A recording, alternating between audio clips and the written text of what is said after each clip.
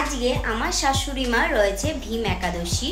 তো সেই একাদশীতে শাশুড়ি মা রাত্রে কি খাবে সেটাই আমি এখন তৈরি করব, আর সেটা তোমাদের সাথে একটু শেয়ার করব।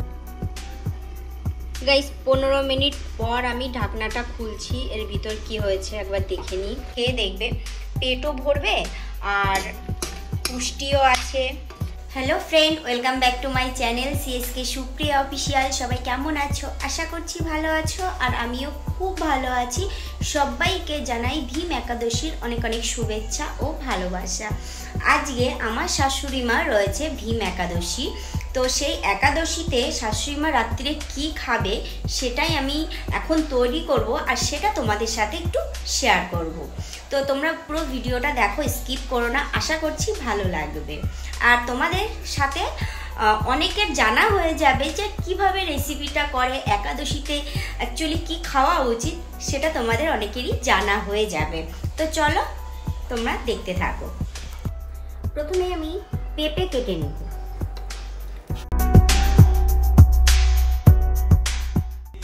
এবার আমি এই আলুটা কেটে নেব, মানে গোল আলুটাকে কেটে নেব।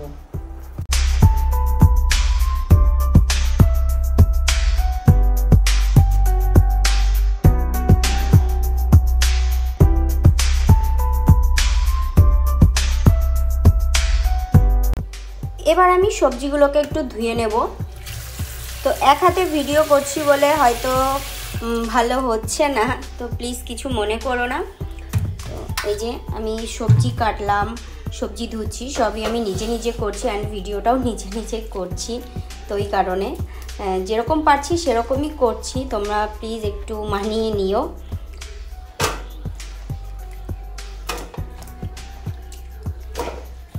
তো দেখো সবজিগুলো ধুয়ে নেব, আর একবার ধুয়ে নেব, এক ধোয়াতে হবে না। সে কি বলে, কলাতে প্রচণ্ড পরিমাণে কষ থাকে, ওই জন্য আরও একবার ধুয়ে নেব। এদিকে কড়াই আমার গরম হয়ে গেছে, আর কড়াইতে প্রথমেই দিয়ে দেব একটুখানি ঘি। যেহেতু সাদা তেল ঘরে আমার নেই, সাদা তেল আছে কিন্তু সূর্যমুখী তেলটা নেই, ওই কারণে এখানে আমি তেলের বদলে ঘি দেব। যেহেতু ঘি শাশুড়ি মা খায় না, হাই প্রেশার আছে, ওই কারণে অল্প একটু পরিমাণ ঘি দিয়ে দেবো। এদিকে আমার কড়াই কিন্তু ভালো পরিমাণে গরম হয়ে গেছে। তো চলো ঘিটা আগে দিয়ে নিই। দেখো অল্প একটু পরিমাণে ঘি দিয়েছি, যেহেতু প্রবলেম আছে ওই কারণে। এবার ঘিটার ওপরে দিয়ে দেব বাদাম। বাদামটা হালকা হালকা ভাজা হয়ে গেলে তারপরে দিয়ে দেব সবজি, মানে আমার বাদামটা হালকা হালকা ভাজা হয়ে গেছে। এবার দিয়ে দেব সেই কেটে রাখা সবজিগুলো। এবার এই সবজিগুলোকে একটু ভালো করে নাড়িয়ে নেব, আর এর মধ্যে দিয়ে দেব সন্দক লবণ। সন্দক লবণ না কি একটা বলে, যাই হোক আমি জানি সন্দক লবণ। তো তোমরা যদি অন্য কোনো নাম জেনে থাকো তাহলে অবশ্যই আমাকে জানিয়ে দিও। তো এবার দিয়ে দেব লবণ। এই যে দিয়ে দিচ্ছি লবণ, অল্প একটুই দিলাম, কারণ মা একটু লবণ কম খায়, ওই কারণে নুনটা একটু কমই দিলাম। এবার এটাকে একটু ভালো করে নাড়াচাড়া দিয়ে নেব।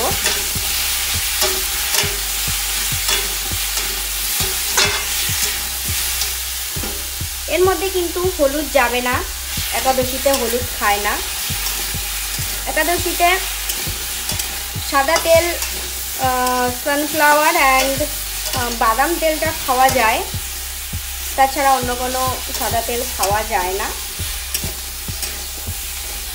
তো আমি এখানে সাদা তেল ব্যবহার করলাম না, এখানে আমি ঘিটাই ব্যবহার করলাম, কিন্তু অল্প পরিমাণে। কিন্তু যে যেরকম খাবে সে সেরকম পরিমাণে ঘি, সাদা তেল দিতে পারো।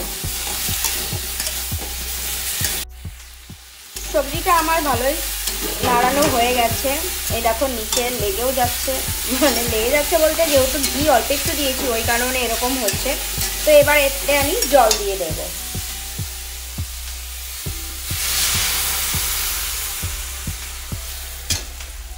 মানে এমনভাবে জল দিতে হবে যাতে সবজিগুলো সিদ্ধ হয়ে যায়, খুব জল না থাকে সেরকম। তো আমি সেই পরিমাণ মতোই একটু জল দিয়ে নিলাম। এবার এটাকে আমি ঢাকা দিয়ে দেবো। এটাকে আমি ঢাকা দিয়ে দিলাম। কিছুক্ষণ বাদে ঢাকনাটা আমি খুলে নেব। গাইস 15 মিনিট পর আমি ঢাকনাটা খুলছি, এর ভিতর কি হয়েছে একবার দেখে নিই। তো বাহ, এরকমই চাইছিলাম, তো যেমনটা চাইছিলাম ঠিক তেমনটাই হয়েছে।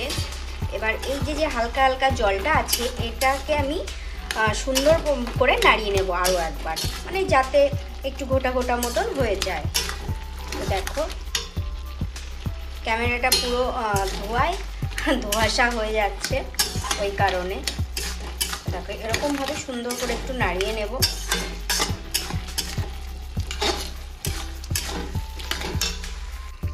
এই দেখো লাস্ট পর্যন্ত এরকম হয়েছে।